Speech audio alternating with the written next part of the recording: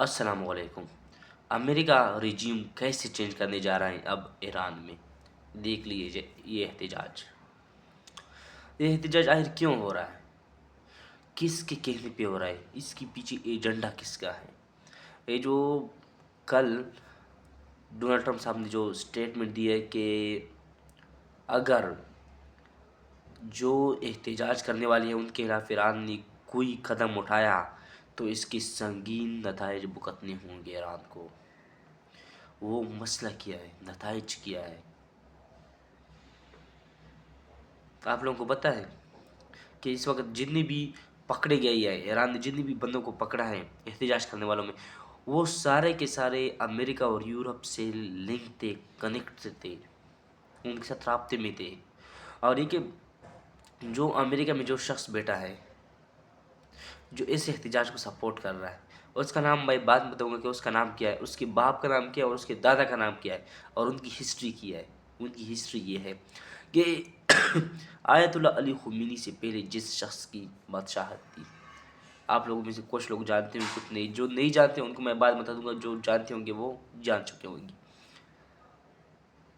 اس نے اپنے باپ کے ساتھ غداری کی تھی، لیکن اس کے دور میں ایک بات پکی ہے، کیونکہ اس کے باپ نے نا جرمنی کا ساتھ دیا تھا، یہ جو جنگ عظیم تھی دوسرا، تو اس نے یہ امریکہ کے ساتھ ملا ہوا تھا، اس نے اپنے باپ کا تختہ الٹا دیا اور انگریزوں کی مدد سے اور امریکن کی مدد سے انہوں نے اپنی ایک نئی حکومت بنائی۔ اس کے دور میں ایران بہت زیادہ ترقی پر تھا، اس کا تیل بک رہا تھا، سب کچھ، لیکن پھر ایک وقت آیا کہ آیت اللہ علی خمینی ایران کے طول عرض پہ ظاہر ہو گئے اور ایک انقلاب آیا۔ اس نے آیت اللہ خمینی کو جیل میں ڈال، لیکن اس سے بھی کوئی کام نہیں بنا۔ پھر اس کو جلا وطن کیا گیا، لیکن جلا وطن کرنے سے کوئی کام نہیں بنا۔ وہ آڈیو کیسٹ کر کے ایران بیچتا تھا اور لوگوں کو موٹیویٹ کرتا تھا، لوگوں کے اندر ایک جوش تھا، ایک جذبہ تھا اسلام کا، اور وہ چاہتے تھے کہ جس طرح سے ممکن ہو جائے ایران میں اسلامی انقلاب آ جائے۔ پھر وہ آیت اللہ علی خمینی 1980 میں آ گئے اور اس شخص کو ملک باہر جانا پڑا، لیکن جس نے بھی امریکہ کے ساتھ وفاداری کیا ہے نا، اس کا انجام بہت بھیانک ہوتا ہے ہمیشہ کے لیے، اور ہمیشہ ہوتا رہا ہے۔ وہ امریکہ گیا اور اس کا جو لاش تھی وہ گٹر سے نکالی گئی، گٹر میں اس کی لاش ملی تھی۔ پھر دیکھ لے ذرا سا، امریکہ کے لیے جس نے اپنے باپ سے غداری کی، اپنے باپ سے بے وفائی کی، اس کے ساتھ امریکہ نے کیا ہے کیا۔ امریکہ کا ایک قانون پکا ہے، بہت اچھا قانون ہے، وہ کہتے ہیں کہ جو شخص اپنے ملک کے ساتھ غداری کر سکتا ہے، اپنے باپ کے ساتھ غداری کر سکتا ہے، کہ وہ ہمارے ساتھ وفادار رہ سکتا ہے؟ امپاسبل ہے، یہ کبھی ہو ہی نہیں سکتا کہ اپنے ملک کے ساتھ غداری کرنے والے، اپنے باپ کے ساتھ غداری کرنے والے اپنے ملک کے ساتھ وفادار رہے۔ اپنے ملک کے ساتھ غداری کرنے والے، اپنے باپ کے ساتھ غداری کرنے والے کسی اور کے ساتھ وفادار رہے، صرف اور صرف پیسہ، ڈالر، اور کچھ نہیں ہے۔ آیت اللہ علی خمینی ایران کے تخت پہ بیٹھ گئے اور اسلام کو نافذ کیا۔ اس کو بہت بڑے مسائل کا سامنا کرنا پڑا، بہت زیادہ پابندیاں، ان کے تیل بیچنے پر پابندی، کوئی تیل نہیں خریدے گا، سب سے بڑی پابندی تو یہ تھی۔ ابھی زیادہ عرصہ نہیں گزرا تھا کہ آیت اللہ علی خمینی کوئی 20-25 سال شاید کہ اس نے حکومت کی اور ایران مشکلات میں گرا ہوا تھا، لیکن جوش اور جذبے اور ایمان کی طاقت نے ان کو کسی احتجاج پر مجبور نہیں کیا۔ پھر وہ چلے گئے اس دنیا سے اور اس کی جگہ ایک اور سپریم لیڈر آ گئے، اس کا نائب آیت اللہ علی خامنائی، جو ابھی سپریم لیڈر ہے ایران کا، وہ بن گیا۔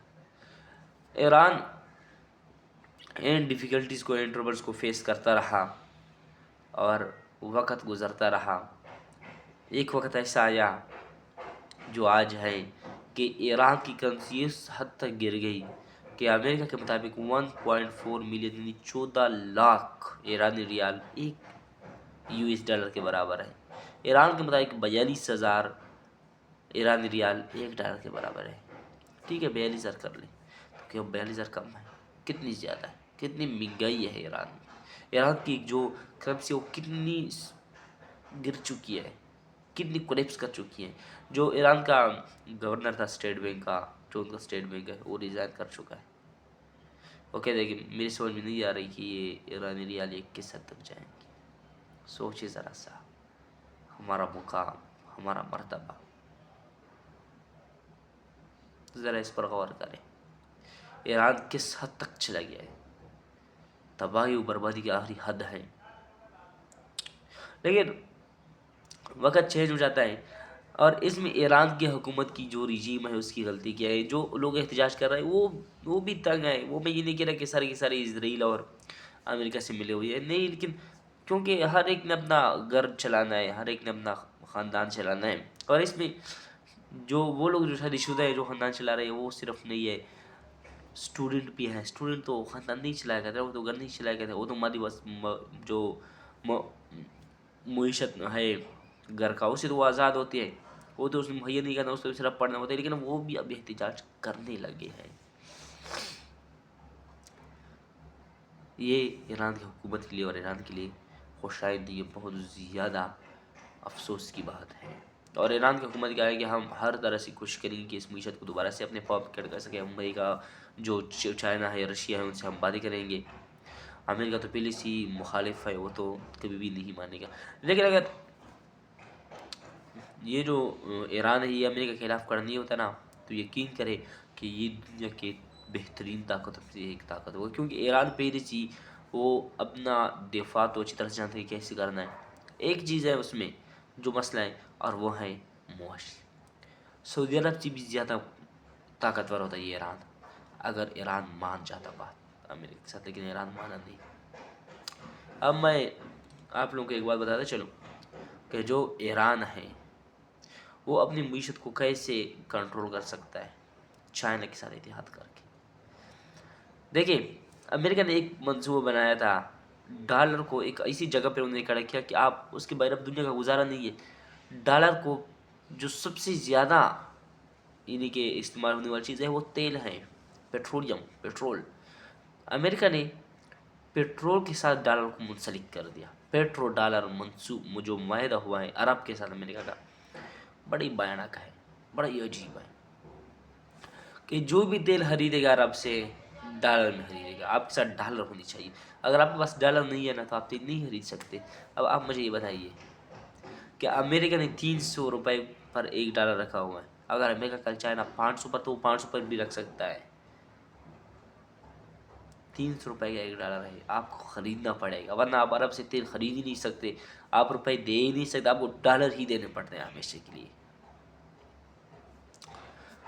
ایک وقت ایسا تھا 1990 سے 2000 تک، 10 سال کے درمیان دنیا کی 99% ممالک کے ساتھ ان کے پاس ڈالر پڑے ہوئے تھے. ان کی حکومت کے پاس لین دین کرنے کے لیے ڈالر ہوتے تھے. لیکن چائنا نے اتنی کوشش کی، اتنی محنت کی، اور اب یہ 70 سے 75% پہ آ گئی ہے. اور امید یہی ہے کہ جیسا سے چاند جا رہا ہے اگلے 5 سے 10 سال کے اندر ہو سکتا ہے کہ یہ ڈالر 35 سے 40% ممالک کے ساتھ یہ ڈالا ہو. اور یوان بہت زیادہ تیزی کے ساتھ بڑھ رہا ہے، جو چائنیز کی کرنسی ہے.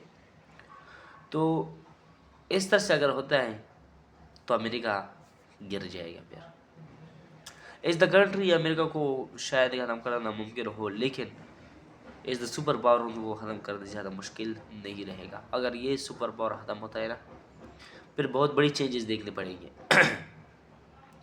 یہ جو امریکہ کا انفلوئنس ہے سعودی عربیہ ان ممالک میں نا، یہ ختم ہو جائے گا، زیرو کے برابر ہو جائے گا. کیوں برابر ہو جائے گا؟ کیونکہ اسرائیل کسی کا وفادار نہیں ہے. وہ امریکہ کی وفاداری نہیں کر رہا، بلکہ امریکہ ان کی کر رہا ہے. اسرائیل آج ان کی مقاصد پوری ہوتی ہے، امریکہ ختم ہے ان کے سامنے. اسرائیل کو صرف اور صرف مفادات، مقاصد، اور وہ اس پہ کامیاب بھی ہو رہا ہے، اور کامیاب ہیں بھی.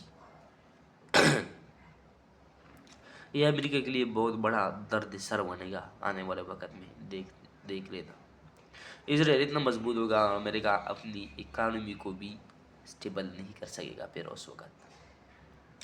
اچھا، اب جو بات ہم کر رہے تھے ایران کی، ایران کس طرح امریکہ کو قابو میں رکھ سکتا ہے؟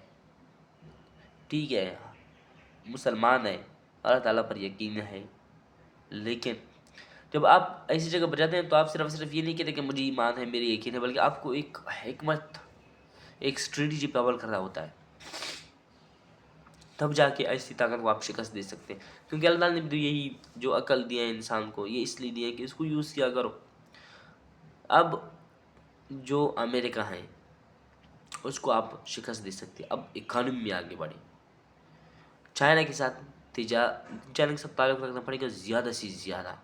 اور آپ کو ڈالر کی جب یوان استعمال کرنا چاہیے. جب آپ یوان یوز کرنا شروع کریں گے تو چائنا کے ساتھ آپ کے ڈائریکٹلی تعلق ہو جائے گا. پاکستان ہے، پاکستان ڈالر بھی یوز کر رہا ہے لیکن یوان بھی کر رہا ہے. یوان سے کیا ہوتا ہے؟ یوان سے یہ ہوتا ہے نا کہ چائنا کے ساتھ آپ کا تعلق مضبوط ہوگا. یوان چائنا کی کرنسی ہے، اس کو اگر آپ استعمال کریں گے تو پھر چائنا کے ساتھ آپ کی آٹومیٹکلی تعلق زیادہ سے زیادہ ہوتا چلا جائے گا. اور اب چائنا ایسا کرنے جا رہا ہے، ممالک کو مجبور کر رہے ہیں کہ وہ یوان کو یوز کرنا شروع کریں. جو امریکہ ہے وہ تو ایڈ دے رہا ہے، امداد دے رہا ہے. امداد واپس نہیں لیا کرتے، جو لون ہوتا ہے نا وہ واپس لیا جاتا ہے. چائنا لون دے رہا ہے، ایڈ کبھی نہیں دیتا. تاکہ جب ایک ملک قرضوں میں آپ اس کو اتنا جکڑ لے کہ وہ پھر آپ کے بغیر کچھ کر ہی نہیں سکے گا. چائنا ایسے ہی کر رہا ہے. پاکستان پر زیادہ قرضہ امریکہ کا نہیں ہے، چائنا کا ہے. کل چائنا پریشر ڈالے پاکستان کو، شاید کہ ڈالر بالکل ہی ختم کرنا پڑ جائے. لیکن پاکستان کسی کو ایسا نہیں ہونے دیتا کہ وہ پریشر ڈالے. لیکن میں ویسے بات کر رہا ہوں. اب چائنا بہت سارے ممالک کو مجبور کر رہا ہے کہ وہ یوان میں تجارت کرنا شروع کرے، یوان میں ٹریڈ کرنا شروع کرے. They start trading yuan because due to usage of yuan, economic condition will be more better than before of China. China کا جو اکانومک کنڈیشن ہے وہ پہلے سے کہیں زیادہ بہتر ہو جائے گا. تو امید ہے کہ جو پیٹرو ڈالر کا یہ جو منصوبہ یہ ناکام ہو سکتا ہے اگر چائنا مکمل طور پر ایران سے تیل خریدنا شروع کر دے. اور انڈیا رشیا سے، کیونکہ چائنا اور انڈیا کی جو آبادی ہے وہ تو بہت زیادہ ہے. یہاں پر جو پیٹرول استعمال ہوتا ہے بہت زیادہ ہوتا ہے، حد سے بھی زیادہ. اور اس میں آج کل پاکستان کو بھی گرنا ہی پڑے گا اس جنگ میں.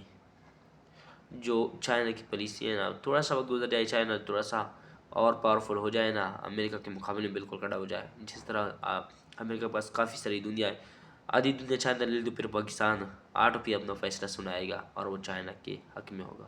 پاکستان چائنا کے ساتھ کھڑا ہوگا. پھر جا کے پاکستان ایران سے عام طور پر، کلی طور پر تیل خریدنا شروع کرے گا. امید ہے کہ سورج چمکے، امن کی پیغام لے کر آئے. جو آگ لگائی ہے انہوں نے وسطی ایشیا میں وہ ختم ہو جائے اور پوری دنیا پر امن کا سورج طلوع ہو. ہر جگہ، ہر طرف پرندے چہچہائے، خوشیاں ہو، صبح سویرے امن اور شانتی کے ساتھ ہو. ہم یہی دعا کرتے ہیں کہ اس طرز پاک پہ اترے وہ گل جس کو اندیشہ زوال نہ ہو. وما علینا الا البلاغ.